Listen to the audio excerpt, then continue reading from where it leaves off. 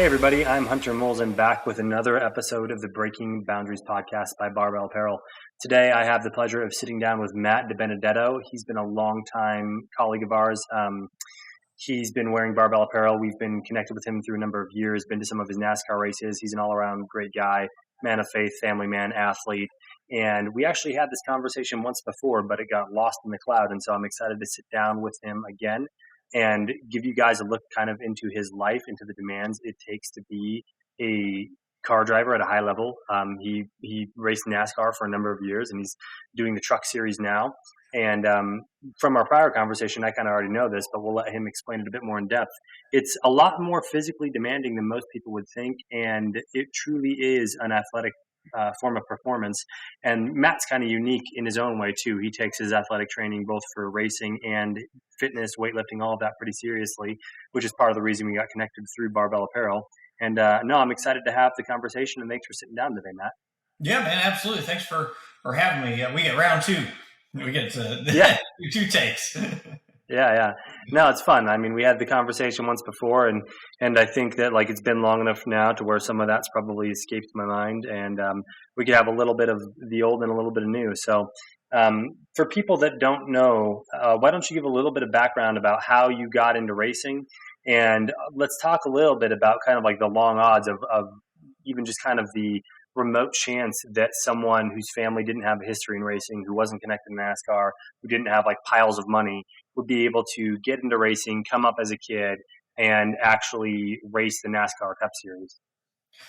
Yeah, man, none of my family was involved in NASCAR or racing really at all. My dad liked cars and, had a drag car once and stuff, but nothing much. So ultimately, when I was 5 years old, I had a four-wheeler and a dirt bike, and that's all I did every day was just ride and tear up our beautiful property and made it into a dirt track. So that's and then my dad was actually big into baseball, and so that was his passion, and he was a coach for the scouting league for the Mets at a time, and he was my little league coach back then. And so at one of our little award ceremony deals, he brought me up and said, he called me his little Jeff Gordon. He said he likes baseball but loves racing. And, when I was 5 years old, my parents were in the living room, and my dad passed by NASCAR, and I made him go back to it. And he's like, "What the heck do you want to watch that for?" And I made him go back to it and watch it every single week. I watched NASCAR every week, rode four-wheelers and dirt bikes, and then fast forward to at our little baseball award ceremony thing. When I was only 6 years old, one of the kids on the team, they happened to race at a local dirt track called Cycleland Speedway out in Chico, California. And when they heard that I loved racing, they were like, "Hey, come check it out. We race out there every weekend." And so I went out there and checked it out. And my parents asked me if that was something I wanted to do. And obviously the obvious answer is right here. Yeah, what a cool opportunity. I mean, both to have discovered something that you had a passion about so young, right? Like, I think that's kind of like a key line I see with a lot of people that reach high levels of performance in whatever given sport, is that they tend to connect with something at a really young age and realize that that's like something that gets them really excited and that they love doing. But then also to have parents that were supportive of it, right? Because like I'm sure a lot of parents would have been like, "You're not going to race, man. Like that's not. We don't have the resources, or it seems complicated, or we don't even know how to do it." But your parents seem pretty gung ho about letting you do it. And I know that again from our prior conversation, that as you grew up and got really serious about it, that it did take like moving and some pretty significant sacrifices on their part to give you the opportunity you had to turn it into a real career. Yeah, so that's the crazy part, is we had no idea what we were up against and what kind of journey we were tackling when it got taken to a more serious level. So it started just for fun. So I started racing, and we started winning, and we ended up winning championships, right away, and having all this success. But really for us, it was just a family thing. We were just doing it for fun. We had no intentions of really much else. It was actually other people that we raced against and were out there that were saying, "Hey, Matt's really good. You guys need to pursue this," and telling us to pursue this as a career. And really, my family is like, "Oh, I guess, I don't know." And so it was really from a push from other people. I mean, they knew I was good at driving in circles, but that's a lot to try and tackle something. Everybody has the dream of being a NASCAR driver or whether a football player or a pro golfer or whatever it is. But man, to do anything at the professional level, it's just, unbelievable what it takes, and the time, the effort, the funds, whatever it may be, to get there. So we moved across country because we knew North Carolina is NASCAR country. And so we moved across country, started racing asphalt stuff out here. And man, it was a long journey. And the very, very short summary of it is, my parents have done well for themselves, made a good living, but not near to the degree of, having like millions of dollars or seven figures to write checks and kind of pave the way. And racing is an expensive sport. So we were racing locally, but it got a little bit beyond our means to where we were too stretched financially. And then we had to take a step back and really actually quit in 2007. And from then on, I was just kind of on my own. And man, through an immense amount of, God really paving the way and making so many opportunities. And if I wasn't in this place at this time, on so many different occasions, I still wouldn't be where I'm at today. And got just so fortunate and blessed along the way to really accomplish something with all the odds stacked against me, because I didn't have that funding behind me. I didn't have, major sponsorship behind me and things. And that's, ultimately where now, obviously, I got so fortunate and got my opportunity to race. I became a development driver for Joe Gibbs Racing. So I'll summarize this a little bit. Became a development driver for Joe Gibbs Racing. That opportunity got cut short because it was when the economy sort of went downhill in 2008, 2009. And after 2010, I only got to run a few limited races. My opportunity got cut really short there. And I had to take some opportunities from then on with lower funded small teams and just try and make a lot out of a little. And we did that often, and it progressed me along into where ultimately I got to start in the Cup Series in 2015, ran in the Cup Series from 2015 until 2021. And that, through a course of a lot of escalation, just really, made my career and got me on the map in NASCAR to a further level, and really established me to where I've, been around, I feel like, a long time.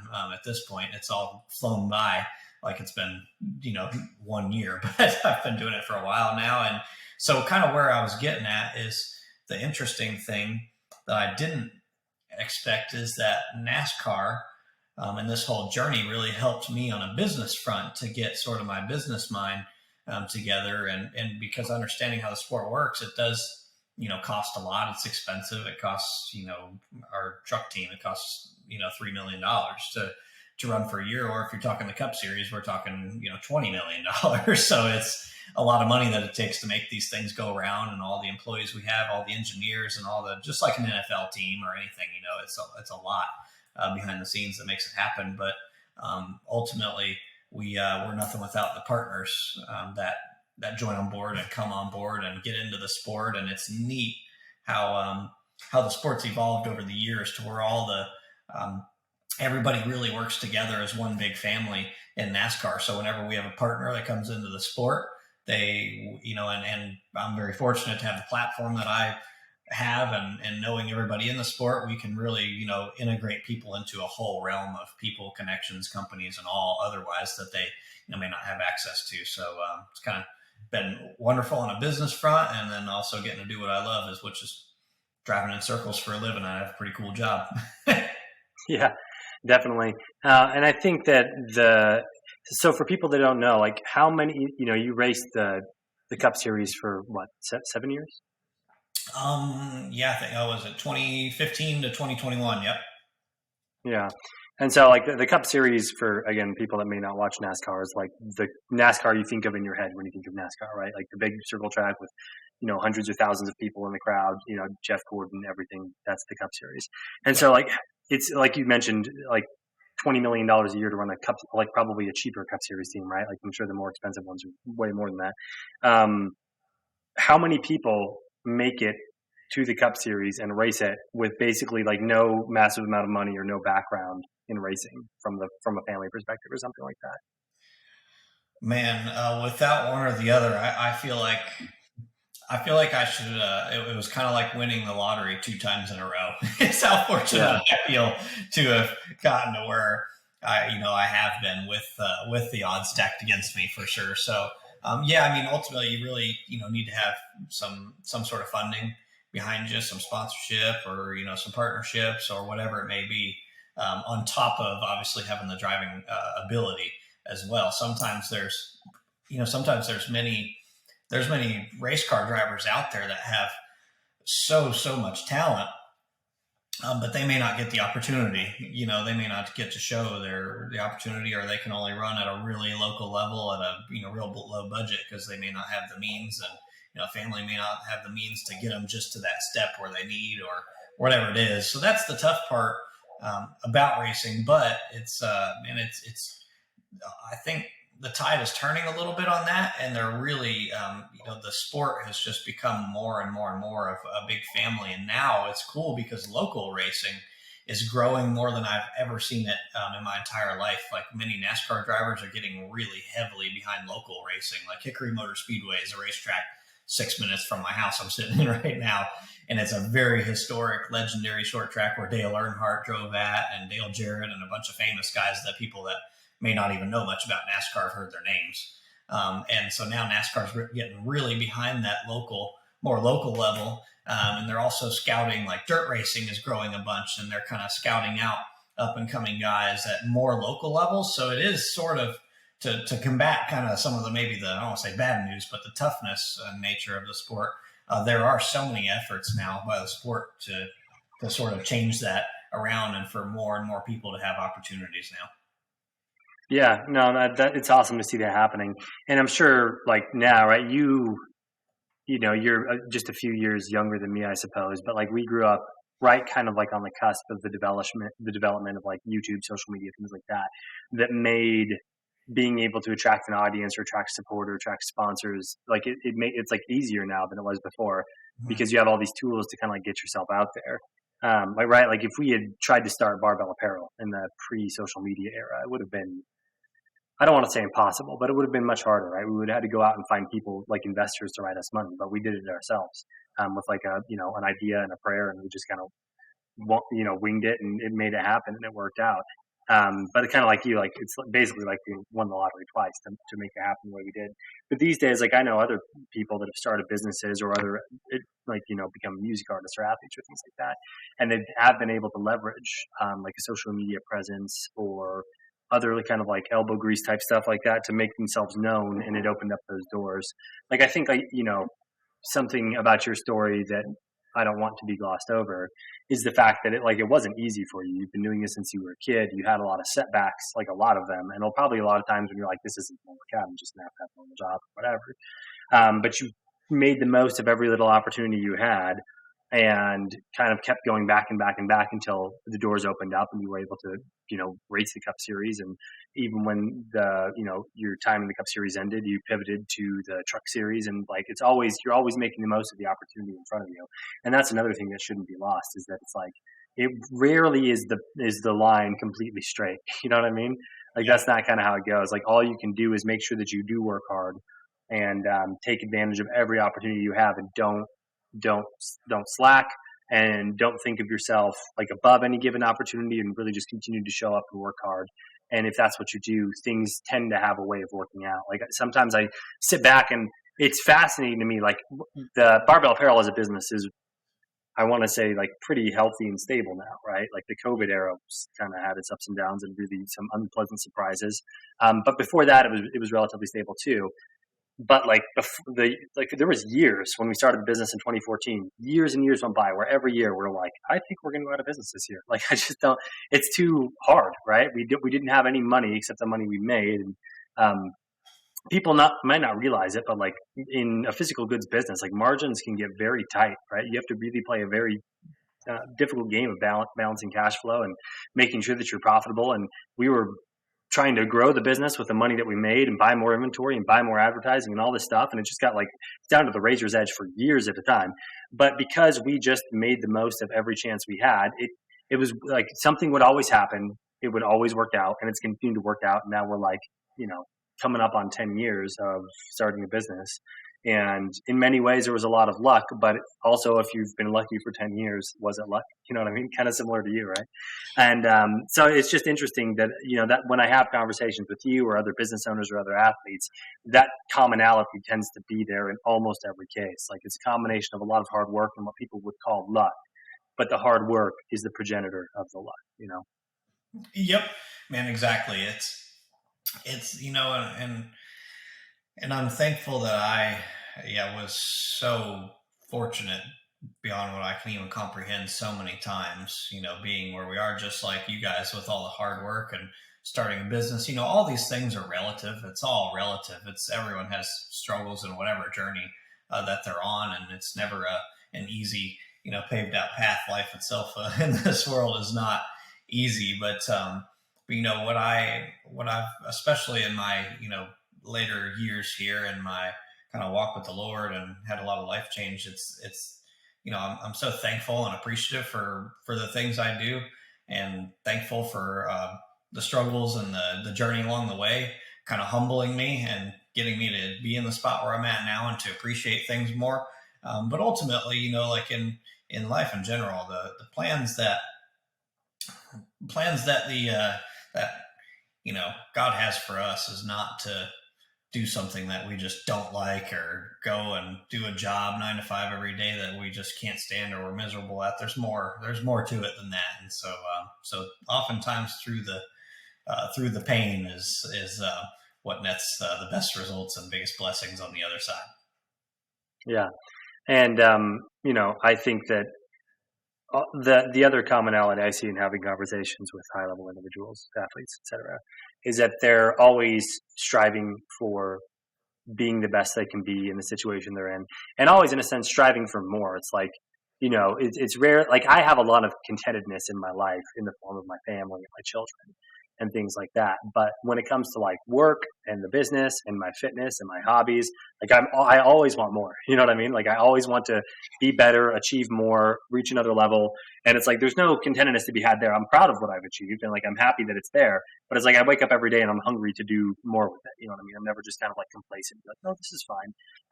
Like that contentedness comes from other areas of my life. But there's this kind of like pocket of my life where I have like this insatiable drive to do something more. You know what I mean? I have to do it. Yeah, it's like working out. It reminds me of when I started and I was a kid and I was in high school and I lifted weights. I'm like, man, I want to be able to bench, just have, a plate on each side, have one of them 45s on each side, and then you do that, and then then you get there and you're proud and you're like, all right, cool. Now what's next? All right, now I want to get to 185. And then I really need to be able to bench with 2 plates on it, or I need to, I want to squat, or I know I had a deadlift goal of, I wanted to be able to pull like 400 pounds. And with being smart, I'm very cautious in what I do for workout stuff for obvious reasons. I need my body to be, intact and can't risk injury and whatnot. But either way, I remember when I got to that, then I'm like, oh, well, I can do more of that. Then you pull I pulled like 440 solidly and easily over COVID and stuff. And it's like, and sometimes we have to reflect on the big picture of like, man, think of that kid that if just a matter of years ago, if I'd be like, oh yeah, man, one day you'll be able to lift this amount of weight or do this or hit these goals, you'd be super pumped. So yeah, like you said, you're always wanting more, but appreciative on the path along the way and proud of the success and thankful for any of the success along the way, no matter what it is, whether it's racing or working out or any kind of life goals in general. Yeah. No, and it's funny that you bring up the example of the weightlifting and the deadlifting and stuff. Like, I mean, like you're probably unique in the racing world that you do take weightlifting pretty seriously. Like, I guess not a lot. I mean, I'm sure there's other racers that lift as a hobby, but it's not like a staple of their training or anything. So it's cool that you have that component, and I'm sure it does like provide benefit. Like you said, as long as you don't get injured, your body's more resilient, it's more sturdy, it's more stable. Again, we could talk more about it in a second, but like a lot of people probably don't realize that like a lot of these races, especially when you did the Cup Series and even still in the Truck Series, it's like a pretty grueling like endurance-based endeavor. Like you're doing it for hours at a time. It's freaking smoking hot. You have to be laser focused the entire time. Like it's not like a walk in the park at all. And it is in many respects very athletic, right? But back to the weightlifting thing, it's like the reason I like weightlifting so much, and like it's become more clear as I've gotten older and learned these life lessons and done other things, but it's like a perfect allegory for how progress is achieved in almost anywhere in life, right? Because it's like if you were like an untrained kid, you're like, I want to deadlift 500 pounds. The only way to get there is like 2.5 pound increments at a time. And like maybe when you first start, you can make bigger jumps because you're making all those like beginner gains and stuff. But everyone hits a wall eventually where those easy gains stop, and now it's like, all right, I'm going to do 300 pounds, then 305 pounds, then maybe I have to go to 307 pounds, and then all the way up. It's like step by step by step by step. And whether it's like racing or any other sport, I'm sure it's like you have to break it down to a lot of that kind of minutia to see where you can squeak out the progress and like where the bottlenecks are in your ability and where you can make those gains. Dude, it's crazy like how much I feel like I talk about it a lot of how much weightlifting or exercise or whatever it is, that people may have their passion in and in exercise, but how many life lessons come from it and how much it applies to all of life, how much it applies to my racing, just the focus, the dedication, the structure, of it, pushing through some of the hard work and the pain and where it nets better results on the other side. It all is super relative. I could even apply it, into my spiritual journey as well. It's all facets of life. It's so much more important than just, like I want to be strong and I want to look good. It's our health. It's chipping away at, because I guess the second law of thermodynamics is that basically, I'm paraphrasing here, but pretty much everything decays if left, unattended, like a house that's left sitting for, 10 years or 50 years or whatever over time, it's just going to deteriorate. And kind of, our temporary bodies that we're in are the same way, and they require structure and it requires discipline and it requires that chipping away, whether it's in our mind, whether it's in our, in our workouts, our physical fitness, all that. It requires that discipline, that structure, chipping away to always try and push back against that and, take control of our health and those types of things in life. So it really, I never would have thought that years ago I was just a gung-ho kid that just wanted to lift weights and I just wanted to be bigger and put on some muscle and things like that.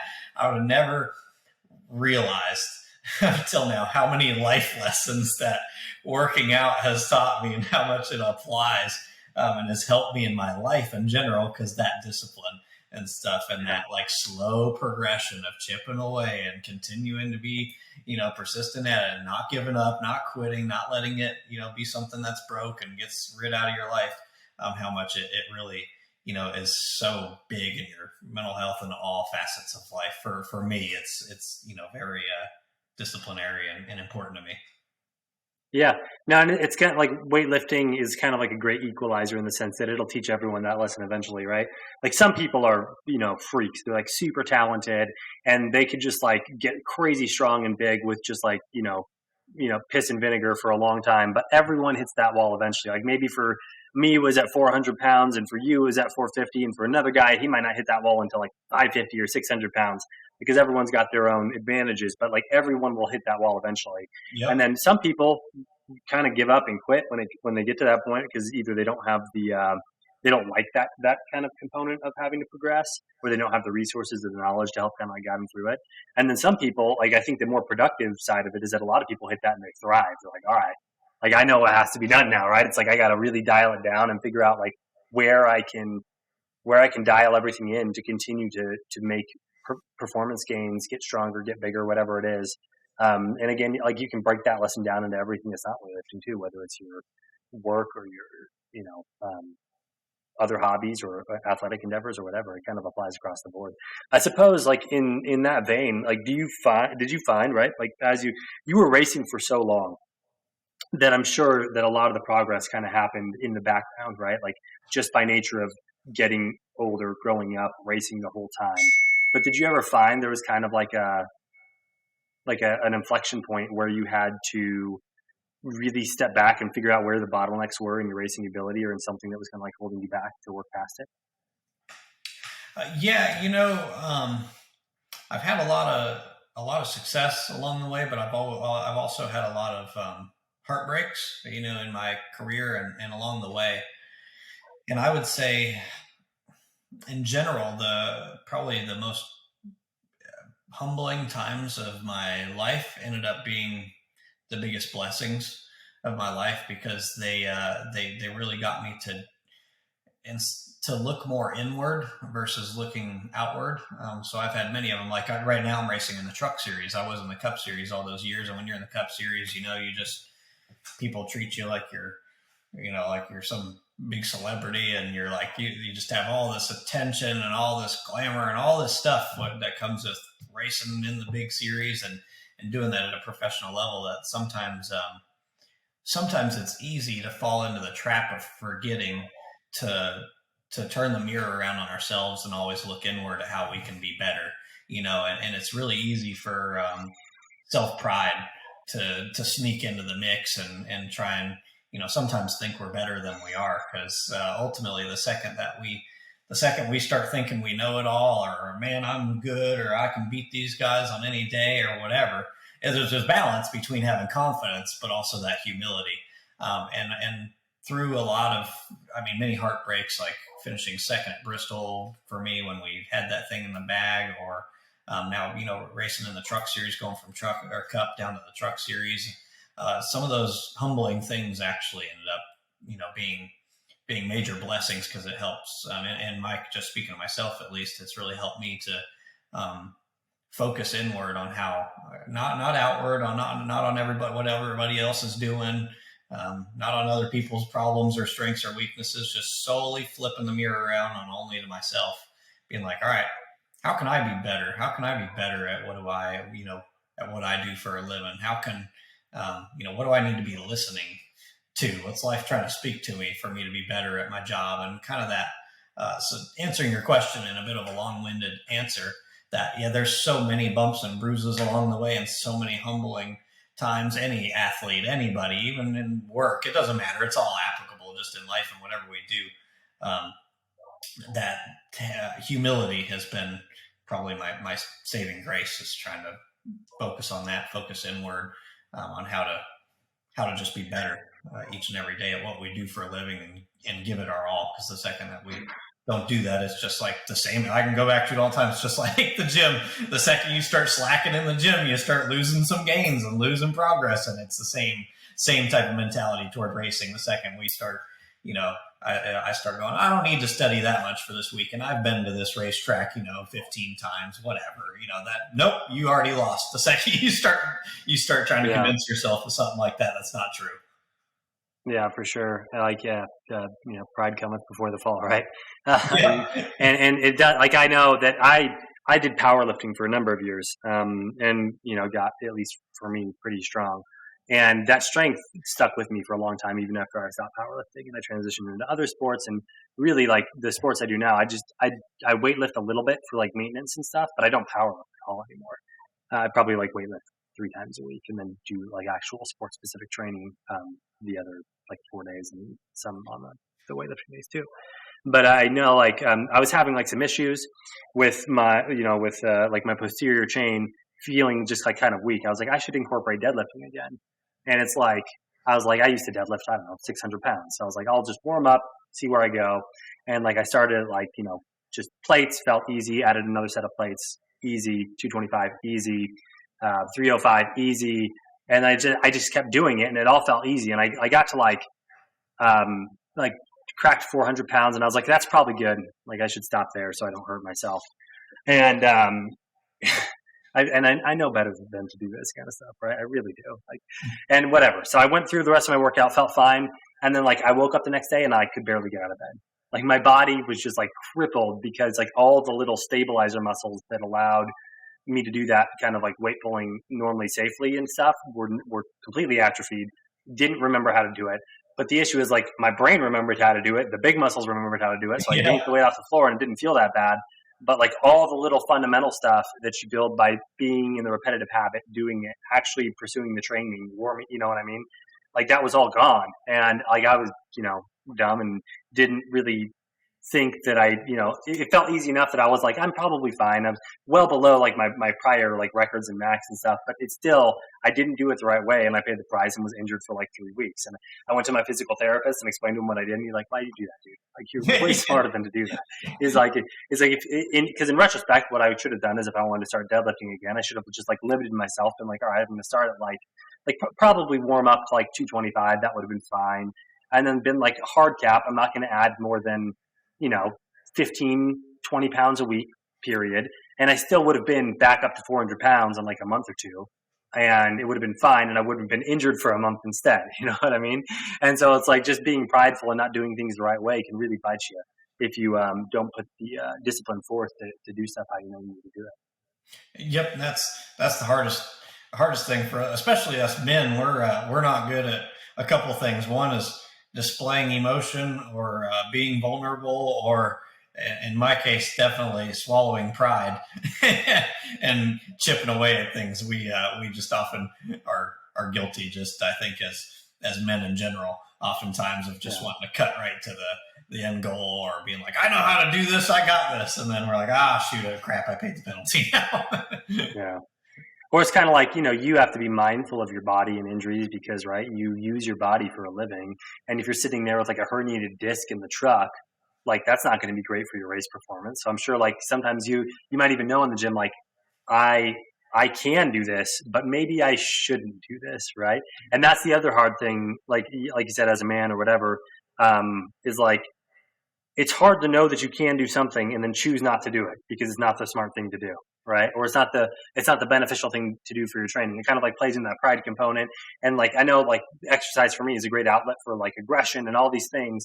And it's like, so if I can lift the weight, I want to lift the weight. And I know actually it's a great little kind of metaphor or whatever you want to call it. It's like for years that really held me back because oftentimes to make progress in many of the lifts or the other things I do, it's about not like crushing yourself to dust in the gym, which I love to do. I love to just like beat myself into complete like, smithereens and feel just like I left it all out there in the gym. But it's really counterproductive to do that because you like, at least for me, I really negatively impact my recovery. My training the next day suffers. My training the day after that might even suffer as well. So it's like I really make a lot more progress. Like if I keep my training volume like under 90% of my max and I stop the session probably at like 90% of what I could do. Like I leave that 10% in the tank, both on the weight I'm using on the bar and in the reps and in the session length, right? It's like that last extra 10% that takes me to 100% or even like 105% if you want to call it. It really does just like it's only going to add this much extra to your training adaptation or whatever, but it'll just bury me for a day or two. But it is really hard to not do it because it's like that's what you want to do. You want to feel like you just left it all out there. Yeah, exactly. I had a couple of things that really helped me along the way. I had my old crew chief in 2018. His name was Randy Cox. He was a former Army Ranger, and he was like big weightlifting guy and did kickboxing and a bunch of stuff, but very athletic.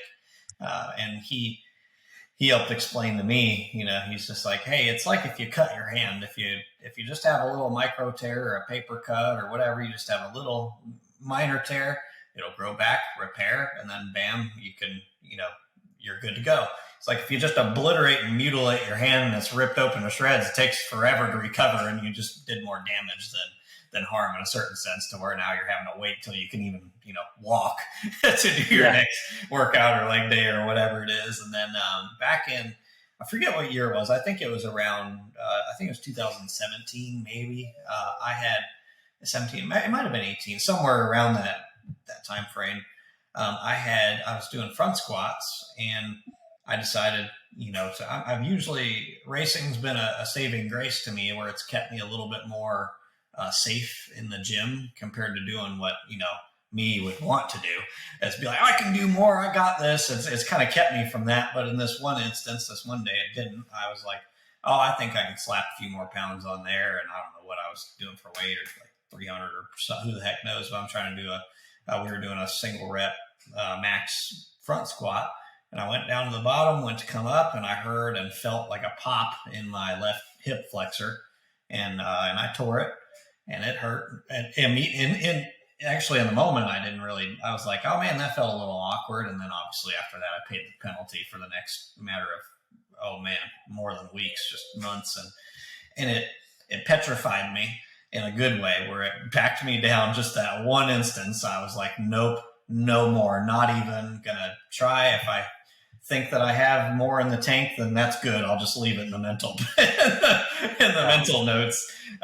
And man, for me, it took getting older and learning the hard way some in certain instances. And I'm looking back, just very thankful for racing and my career, making sure that I've always that's probably saved me more than anything, because I just knew in the back of my head, well, racing comes first. I can't hurt myself. But as I've gotten older and kind of learned from people that are much smarter than me, just training in a smart manner, not always obliterating myself, just training smart and having that mentality. I'll never forget what my crew chief said, that mentality of just chipping away at it, little micro tear and rebuild, and just always making little progress. And if I'm back squatting, if I have another rep or two in the tank, maybe, but my form might suffer a little, but I think I can stand it up. No, it's just not worth it. It doesn't matter. I'm not gaining anything from that.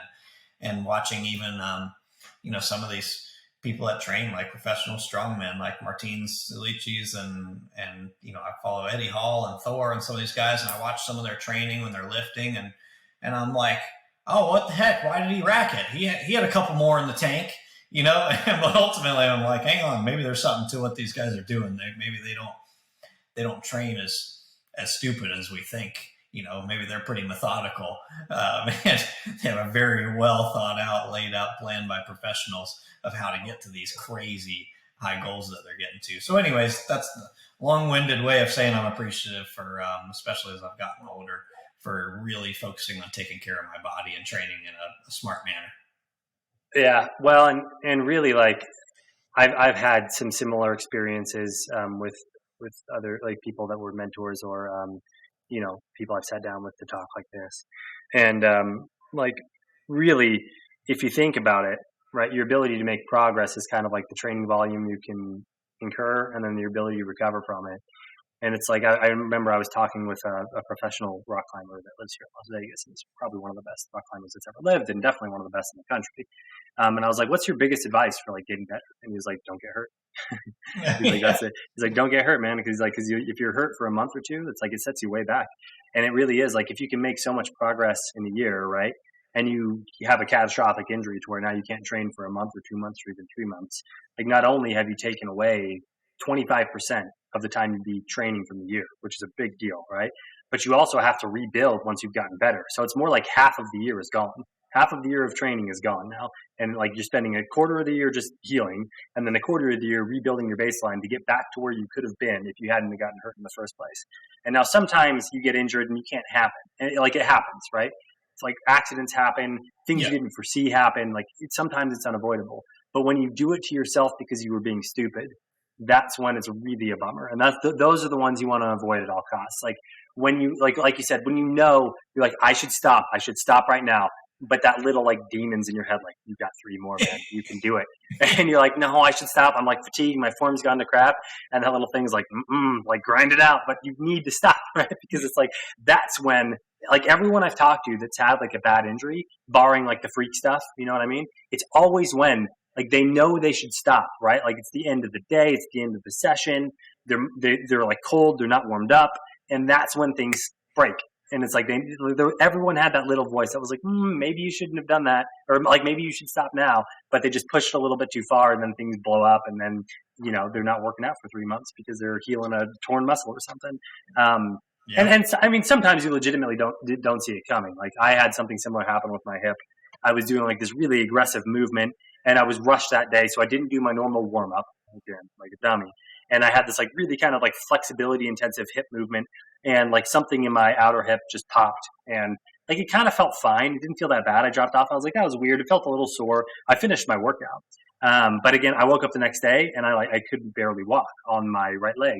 And I luckily have a good buddy who's a PT here in Vegas. So I went to him. He got me doing, like, basically old man rehab, where I was, like, doing very, rudimentary assisted movements, isolating that leg. And I got it healed within, like, 6 weeks, and it was fine. And luckily it was just the one leg. So I was able to still kind of train around it, and it wasn't the end of the world. But it's like, I know that I didn't have time to warm up properly. That leg wasn't warm. It wasn't stretched out how it needed to be to do the movement. I should have just skipped it. I was rushed. I still wanted to get training, and I should have just skipped that movement that day, and it would have been fine. But, just being not listening to the smarter part of me and getting injured. So yeah, it really is like you just got to be intelligent about it. And like you said, kind of fortunately for you, you do have that greater thing keeping you dialed back in the sense that you're like, I got to be healthy. I got to race. My body's got to be functioning. So if there's any question, like I definitely know that this over here, the racing is the priority to kind of like keep me in check. Oh man, 100%. I'm thankful. Racing has been my saving grace because I know I probably would have injured myself multiple times because I was so guilty of that mindset of like, I know I got more, but then luckily it would be the battle of that voice in my head that's like, you got more, but it's like, yeah, but this is your whole career, so don't hurt yourself because you can't drive the dang car if you don't, missing one race can ruin our entire race season. For us, you miss one race, that can mean missing the playoffs, just because you sacrificed a race worth of points from the driver point side and stuff. So ultimately, I am really thankful that I've had racing to keep probably the testosterone man side of me in check just a little bit as I've been weightlifting throughout the years, and still made plenty of mistakes along the way, but learn from them and learn from people that are much more intelligent in that realm than I am, and been fortunate to kind of dial it in over the years, and now feel like I have just a good structure and controversial in the workout world a little bit. When I went into CrossFit, obviously you mentioned CrossFit and you get such mixed reactions. I've been kind of on both sides of these things, and but I'm glad that I did it for a little while because it really taught me a lot, because all you hear about is just everyone going to CrossFit and getting hurt. And then when I got to just understand, I wanted to just, know what that whole realm of fitness was about and what all the hype was about, and wanted to learn, I kind of started becoming just more open-minded, where I just wanted to know more about different forms of training, whether it's, I love watching the, world's strongmen. I enjoy that. I love watching powerlifting. Whether it's CrossFit, I appreciate any forms of just fitness, no matter what, even if it's something I'm not interested in, like long distance biking or whatever. I don't have any interest in it, but I appreciate them all more. But CrossFit, doing that kind of helped me to understand that, it's not really necessarily the workouts in some instances. In a lot of instances, it's more just the mindset of like, go until you're laying on the floor and puking, and that's kind of where we can get in trouble easy. So luckily I did CrossFit, but my, kind of some of my prior experiences or failures, or that one injury, especially with my hip flexor, those things really just kept me grounded to where I did it. And I'd go in and I just had to swallow all my pride and be like, you know what? Looks like the women's weight is going to be appropriate for me today. And it's hard to swallow that pride and be like, I'm probably going to be better, get a more functional workout doing that. And I had to separate that. Like, I had to treat it a little more like cardio and treat my muscle hypertrophy and weightlifting as what I call my bro stuff. So I kept the physique and looks and also, anyways, kind of, through experiencing some different types of fitness over the years, it's kind of given me a good balance. Yeah, no, and I love CrossFit. I did it for a number of years, and I don't anymore. But like, I think it's awesome. But in many respects, right? Like CrossFit itself, like the WODs are the game, right? Like that's like the game day. It's like the race, it's the football game, it's whatever analogy you want to make, but that's the game. But the equivalent would be like if a wide receiver just played football games to train for being a wide receiver, right? Like playing the actual football game has a really high risk of injury. They're not, you're not doing it very long. You're not doing it that often.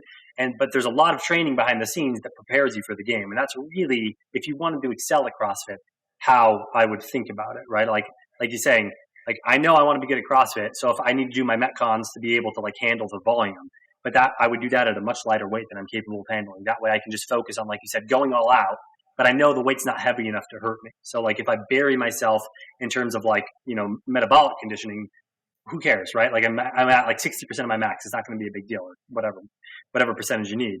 And then to get stronger, I do my controlled rested weightlifting. Yep. That way I can progress both at the same time. But the problem is to make the classes like everyone can come and do their thing and they don't have to do like training on the side. People basically just like put as much weight as they can on the bar and then go all out, and then they, blow into pieces because that's what happens when you're going all out all the time. And like really, like what the intelligent way to do it would be to kind of separate it and then pick and choose. Like, do you actually want to compete and see what you're capable of? All right, today is game day, so now's the time where you are going to load up the bar and really go for it. You've prepared for this. Let's see what you're capable of. But you can't be doing that every day, 5 days a week, 6 days a week, whatever. That's just going to crush you in the dust, Oh yeah, and those CrossFit Games athletes like Matt Frazier and Noah Olson and all these people, oh my gosh, the amount of training that goes into what they do is far, far beyond going in and, obviously doing an hour of your, Metcon and maybe a little weightlifting. Yeah. And you're out of there. I mean, their training routine and regimen is just absolutely unbelievable. I would never be able to come close to doing what they do, but yeah, and you can even look at those guys. I always tell people, I'm like, look at them. I know that they do like isolated, exercises as well. I know they do bench press and, like isolate bicep curls, and they do like working on the little stabilizer muscles and working on their rear delts and rotator.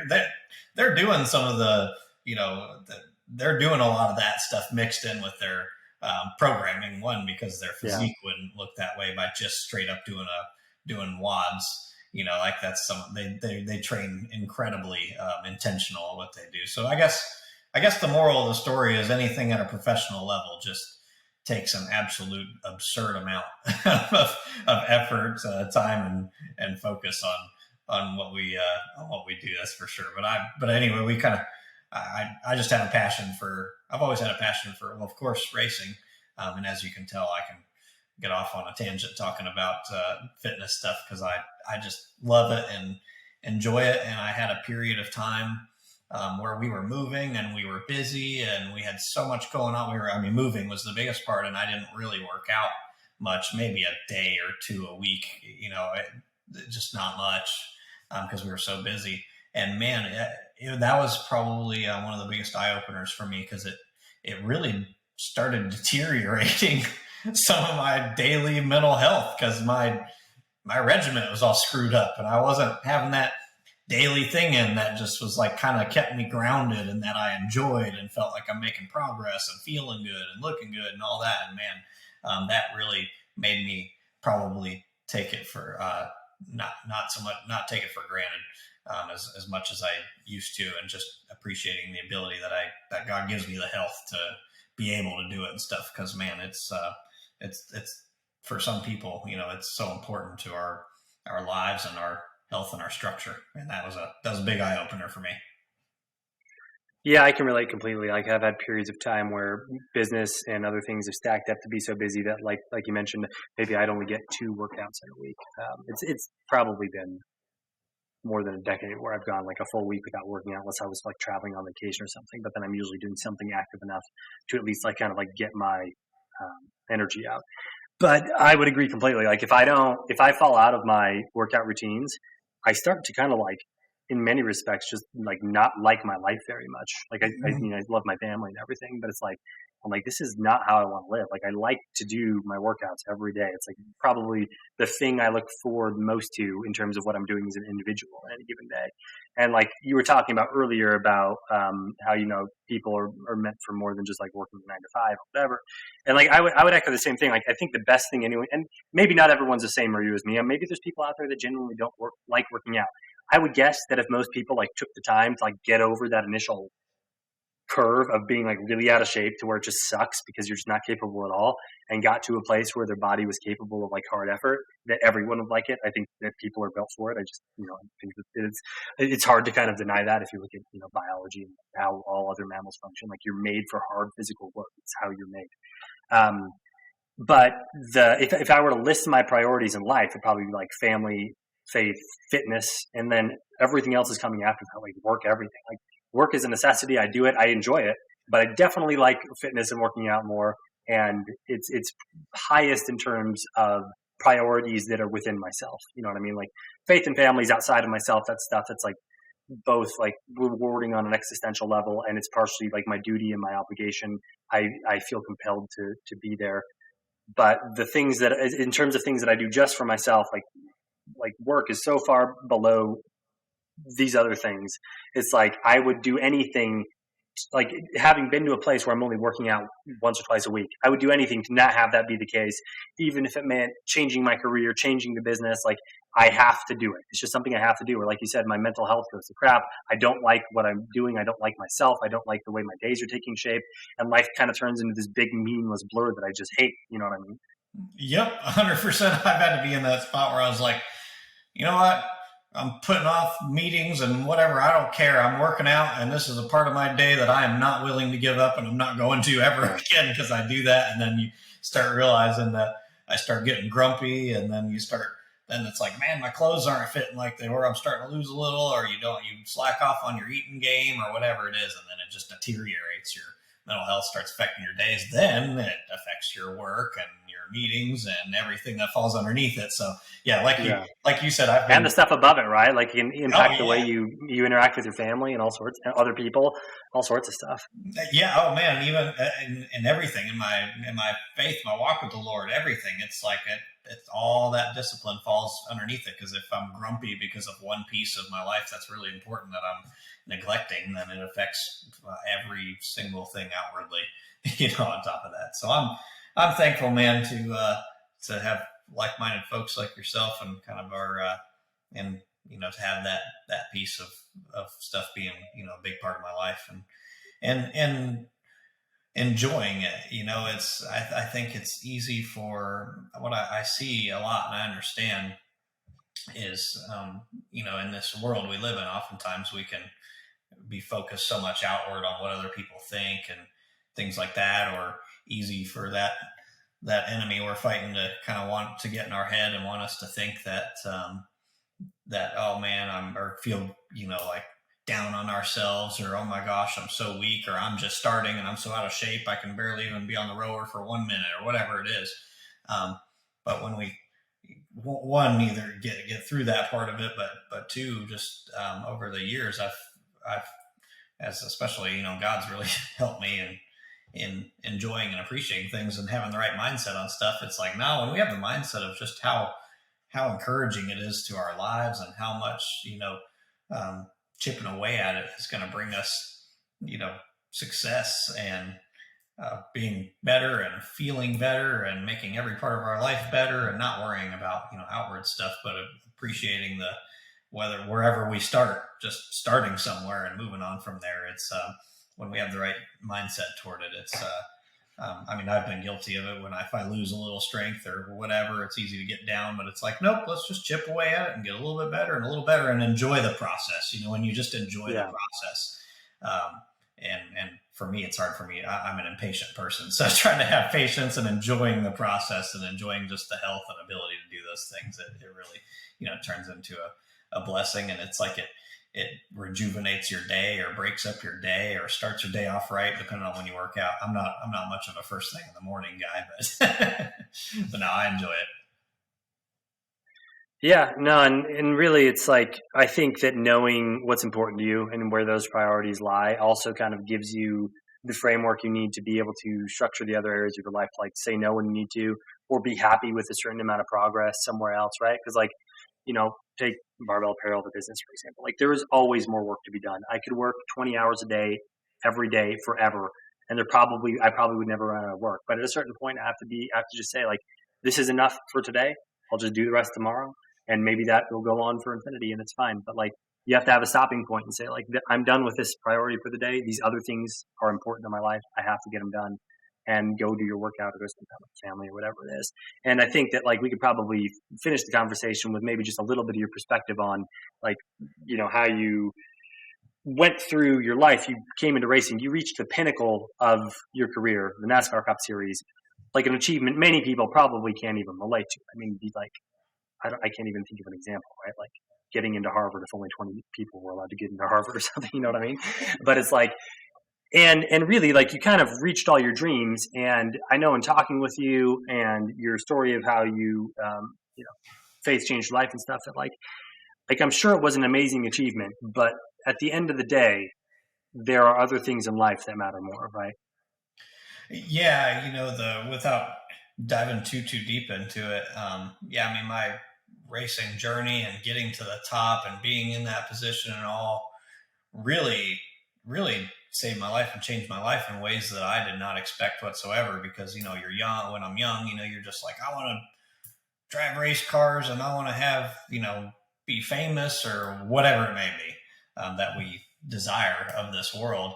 And sometimes when you get there, it actually puts things in perspective, because things can often look, I'm going to say this with a balance, some things can often look more glamorous from the outside looking in, without, you know, seeing all the hard work or the frustrations or the heartaches or the hard work or the struggles and the trials and all the things that go along with it. Just like with anything that we, you know, work for in life in general. But for me, you know, I got to this point where I was you know, you feel kind of, in a sense, you know, on top of the world, like, oh man, I'm here. Like, holy smokes, I'm driving against Dale Jr. and Tony Stewart and all these guys when I first, you know, came into the Cup Series. But ultimately, you know, in 2020 was when, you know, there was a lot of like personal struggles in my life that were really happening and bearing down on me, and, you know, some family struggles and things with my wife and I and all these things, you name it, or from the outside looking in, it looked, you know, my life looked perfect. It's like, oh, Matt drives a Lamborghini and he has cool cars and a big house and stuff like that. But ultimately I was actually the most broken that I had been in my life, just being totally honest. But fast forwarding to this day, it led me into opening my heart to things I hadn't in the past. And it led me to open it up to God and his story with a sense of humility and not a sense of pride, and just coming to understand, wanting to know some of the greater purpose in life beyond the temporary. And ultimately, like, what are we doing here? What's the point of all this? There's got to be more to life than all the just struggles and pain, and the end of our story being that we just turn to dust and kind of ignoring this whole, you know, some of the stuff that we battle daily on a temporary basis. And anyways, fast forward to today. Yeah, I couldn't be happier and more thankful that some of the biggest struggles in my life actually led to being the biggest saving grace in my life, to where now, you know, just quick summarizing from that point to today, you know, I appreciate my job so much more. I appreciate what I do. I love what I do wherever I'm meant to be, whether it's racing in trucks or racing in the Cup Series or whatever it is. I just appreciate the journey a lot more, and understanding the big picture in life, you know, holding God here and everything else underneath it. And like we talked about with priorities in life, just I really had to work on reprioritizing things in my life, and I put things in perspective. And I go through my daily life now with a peace that I didn't even know existed, and a joy that I didn't even know existed, and all those things just from, you know, priorities. And I guess, you know, maybe some of it's getting older, and, and when you start thinking about having kids, and when life gets a little more real along the way, you start asking a little bit bigger questions, and then bigger questions are the best thing in the world to ever ask, with a sense of humility behind it, because it definitely has blessed my life far beyond what I deserve. Yeah, what an amazing story. And it's, you know, great to hear that perspective. And I think that it's cool to hear people from different places and different careers, different paths, kind of like reaching similar conclusions, right? And it's kind of like, you know, I think the key takeaway is that, like, whatever it is you're pursuing, like, you really do have to kind of like take everything in stride and really learn to enjoy the process, because you never know like what's going to take shape or where you're going to end up. And oftentimes, like you said, like from the outside looking in, you look right. You had the Lamborghini, you had the house, you were racing the Cup Series. It looked amazing, but oftentimes you don't know what's going on behind the scenes. And like when you get there, it's not as glamorous as anyone would think, right? Like I've interviewed MLB pitchers and stuff, and you think, oh, they play baseball for a living. That seems so awesome. That job is so friggin' hard. You know what I mean? They play like 200 games a year, and then they're training in the off season, and they're traveling in between the games. It'd be brutal. It's a brutal job. And like if you love it, you love it, and it's awesome. But it's like nothing is as glamorous as it seems like it would be, and definitely nothing is as easy as it seems like it would be. And so, like, if you can't learn to have your priorities straight and to enjoy the journey and enjoy the process and kind of like be happy with with where you're at on a day-to-day basis, then you're going to be miserable no matter what. So that's really kind of what you have to structure your training or your career aspirations or whatever it may be to achieve, is to reach a place like where you wake up every day, you're like, man, I love this. I get to, like today, I woke up, I took care of my kids for a little bit, I worked out, I did some work that I had to do in the gap in between. Now I'm chatting with you. After this, I'm going to go do some, more work, and then I'll do another like training session in the evening, and then I'll hang out with my family again. It's an awesome day. I can do that every day until I die and be totally happy, right? But it's like you got to figure out what it is that you enjoy, and also not always be waiting for some achievement that you want to achieve and think like that'll be the thing. That'll be the thing that makes me happy, because it won't be, right? It's not like once you get there, like you said, it's just like anything else. The human mind is so capable of adapting. Kind of like you mentioned the big house, right, or the Lamborghini. Like I'm sure when you first buy it, you're like, this is awesome. Maybe for a week, maybe for a month, but eventually it's just your car, and eventually it's just your house. Yep. And it's like I never walk through this house and think like, oh, what a nice kitchen. Like it is a nice kitchen. It's a great kitchen. And I will say, like, if I leave for if I'm gone for an extended period of time, like 2 months, something, and I walk back into my front door, I'm like, oh, that is a really nice kitchen. But like when you're living in it, you don't even think about it anymore. And if I had to go back to the house that I first lived in when I got married, it was like a, 3-bedroom, 1,100 square foot, tiny thing. That was the only thing my wife and I could afford. Thankfully, we could afford a house back then, but the mortgage was cheaper than rent on an apartment would have been. So like crazy times, right? But like you get used to that too, and it would be fine if you had the important things that mattered. You know what I mean? And so it's just like it's fun to have conversations with people like you that have kind of like achieved the pinnacle of dreaming a career, and see that perspective is still echoed when you've learned the appropriate lessons and come to a place where I would say that you have a very healthy and well-rounded perspective on life. So. Yeah, man, that's for darn sure. And I come into, not trying to preach or talk too much like scripture and all that, but for me, just personally, my journey, in the book Proverbs, it's the fear of the Lord is the beginning of wisdom. And coming to understand for me I kept saying, I'm like, man, if life's about me, this is a pretty kind of empty, because it just ends up being like, when I get this, I'll be happy. And then you get it, and then you're like, oh man, it's just temporary. And then it's like, well, when I get this Lamborghini, then I'll be happy. And then it's like, oh man, that was temporary too. It's like, then got me to start viewing life as temporary.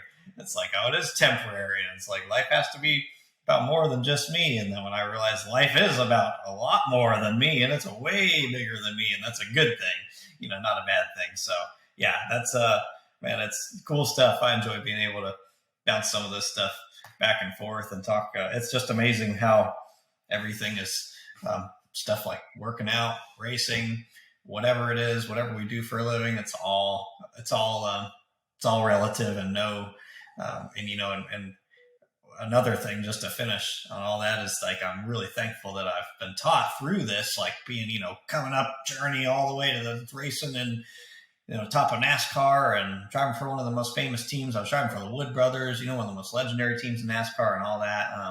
And now being very, having had an interesting couple of years and being grounded a lot. It's neat that I'm thankful to be able to share with people and view that there is absolutely no one person that's, role in life is more important or less important than another. It doesn't matter if you're, like I use my friend that's a car salesman. He, he's a very, grounded man in his faith and everything. And he sells cars, and each car he like programs to a particular radio station. That's like some Christian music or whatever. And he tries to do just a couple little things that just maybe drop a little seed. And that's it, without overstepping his boundaries with respect to the corporate world and everything, of course. But I always think about that. I'm like, man, something like that people may just overlook and think is just like, oh, whatever. That could have planted thousands of seeds, over the course of years, or whether it's somebody that just is, it doesn't matter what role it is. If you work in a school and you affect kids in a certain way, or you positively influence them, and that's what you do every day of your life, like God's using us all for good, no matter what it is, and no one thing, no one person is better or greater than another. And it's often easy in this world to look from the outside in and maybe think that someone's got it made or their life is so much better than mine, and that's a trap that I would say that I've fallen in, and we can all easily fall into. And I'm thankful to have a greater perspective on that now, and to maybe share with people and to share with younger people and stuff. Like, don't fall into that trap.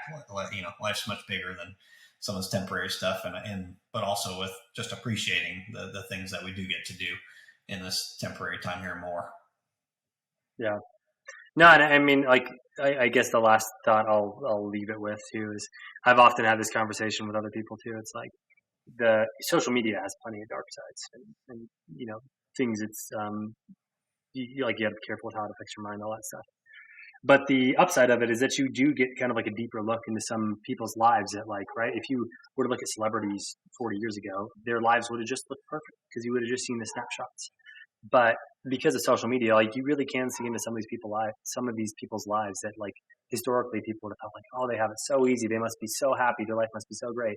And you can see that truthfully it's not. And like, many times they might be more miserable than your average person, right? Like, the demands, the pressure, the lack of satisfaction, whatever it may be, it's like, it's not coming from those things. It's got to come from something else. And so, no, I agree with you completely, man. It's been a great conversation, and I do think that it'll be fun to have people listen to it and get your perspective on fitness, faith, career, all of it, man. So appreciate you sitting down with us today.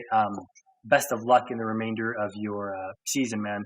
And we look forward to staying in tune with your races and see what you do. But man, it's been great connecting with you again. I'm excited to actually have this conversation recorded and uploaded so that people can get to know you a little bit better. So thanks again, man. That's right. Thanks, brother. I appreciate it, dude.